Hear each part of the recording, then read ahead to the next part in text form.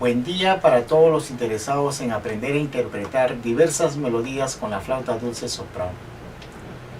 Hoy voy a compartir con ustedes un video de la interpretación del tema Noche de Luna en ritmo de huayno. Si deseas interpretarla, lo vas a lograr. Tienes la capacidad, tienes la habilidad, solo tienes que practicar. Te doy algunas sugerencias. Primero, escuchar la melodía hasta memorizarla. Mentalmente tenemos que saber cómo es la melodía. Segundo, conocer las notas de los sonidos que emitiremos en la interpretación musical.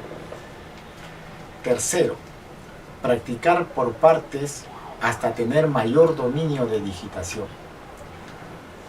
Y por último, hacer bailar a los familiares al momento de interpretar las melodías. Les deseo muchos éxitos a los niños y niñas, jóvenes y adultos que se animen a interpretar esta hermosa melodía.